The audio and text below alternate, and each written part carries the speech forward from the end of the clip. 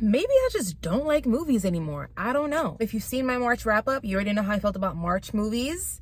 Was not a fan of most of them. April came in, I saw Hell of a Summer, wasn't a fan of this one. I saw Drop and I was really looking forward to it because it's a thriller and I love watching thrillers. I love horror and it looked fun. This is an interesting premise. Why not?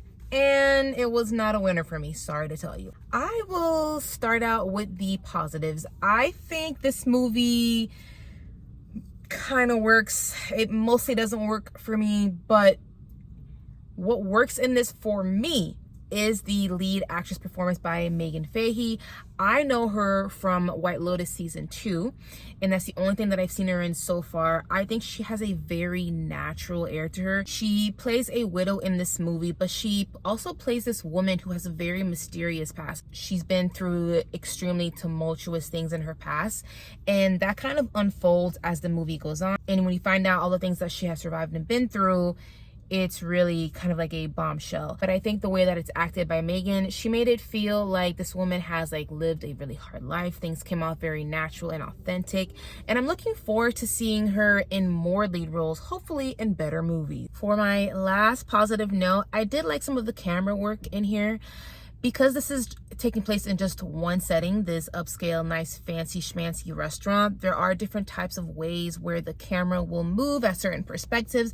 And then there's also some kind of action that goes on at the end where the camera work does some gnarly thing when certain people are getting beat down. Even though I do have issues with this movie that I will get into, I'll give it this. It did keep my interest to the point where I was watching this and I had my issues with it, which I will get into. It did keep me interested, okay? I did want to know what was going to happen next. I did want to know who is doing this to her, why are they doing this to her, and I just wanted to know what is the end result of this. How can this possibly end with them getting a second date by the end of this, because you just know it's going to give you the Hollywood ending. Moving on to my negatives. So in case you don't know, Drop follows a woman played by the White Lotus star Megan Fahey. She plays a widow who has not dated in years. She decides to go out on a date with the Hottie McHot played by Brendan Slekon. I'm butchering his last name, I'm so sorry, but he was in It Ends With Us, and he was also in 1923. This movie basically follows the two of them on the world's most horrible first date. I think for me, I didn't realize just how much this movie would be one of those one setting type of movies. And I think I'm discovering, after being scarred by Locked, I am not a one setting type of movie kind of gal. Or maybe it depends on the movie. Maybe they need to make better one setting movies. What happens when a movie takes place mostly in one setting? In this case, it is largely in this very nice upscale restaurant with these two people.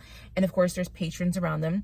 What happens is that when you're just in one setting, things tend to feel repetitive. Okay, so on this day, as I'm sure you've seen in the trailer, or maybe you haven't seen the trailer, on this date, Megan Fahey's character, she's on this first date and she starts getting these very weird airdrops on her phone.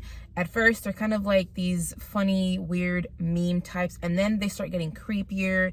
They start being more like warnings, and then shit hits the fan because now the mysterious airdrop person has warned her that if she doesn't follow these instructions, like killing her date, then they're going to kill her son. So interesting premise, right? But here's the thing. What happens is that she keeps getting these warnings over and over again. So then that starts feeling very repetitive. And then she starts to find different ways how she can help herself or try to find someone to help her.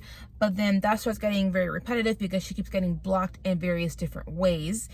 And I will say, because the other major character in this movie is essentially the phone, I understand the filmmakers didn't want to have the Megan Fahey character just looking down on her phone, and then all you're seeing as the viewer is a text screen of an iPhone.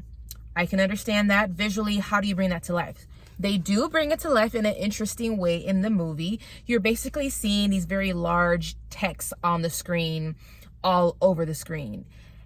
It's visually interesting, but what happens is it starts feeling really corny to me, because there are various ways this movie, this very intense, thrilling movie, tries to bring in comic relief. And at some points, and I don't know if that was the intention of these text on the screen were supposed to come off as, but they kind of come off as these thought bubbles that are coming on different parts of the screen.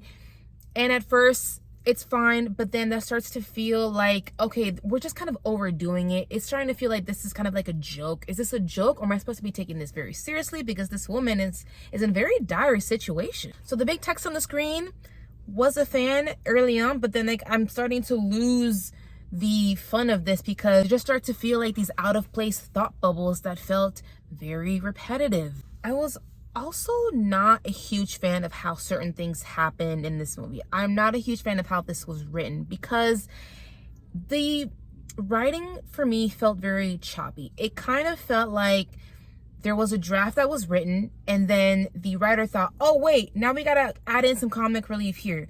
Oh wait, now we gotta add in this random weapon that comes in here at a certain time that's super convenient. Oh wait, now we need to bring in this red herring character. That's just very much how it felt watching the movie for me as a viewer. Things just felt like they were placed in there because they were an afterthought. They were checking off things out of a bliss. And listen, in a movie like this, you naturally have to just suspend your disbelief, because obviously this is just an unbelievable situation, and you're along for the ride, you're having fun, you are just taking in the plot for what it is. But Brendan Slecken here is playing the world's most understanding date ever. I mean, she is being so dismissive, she is so distracted, she's barely paying attention to him, for understandable reasons for what's happening to her in this plot. I get it, but it's to the point where it was just happening too much, or maybe it was happening for too long, to the point where I'm just like, I'm kind of disengaged. I think this is so ridiculous. This is just a bit too corny for me, and I'm checked out on this date. I'm gonna have to give Drop a 2.5 out of 5 stars. Thank you guys so much for joining me in my movie going experience. If you're enjoying my content, please go ahead and subscribe, hit the like button. It really helps me out with the algorithm of YouTube. It really helps YouTube to push out the video more, so that more people can join us in our community. Be on the lookout for my next review, and I'll catch you guys next time.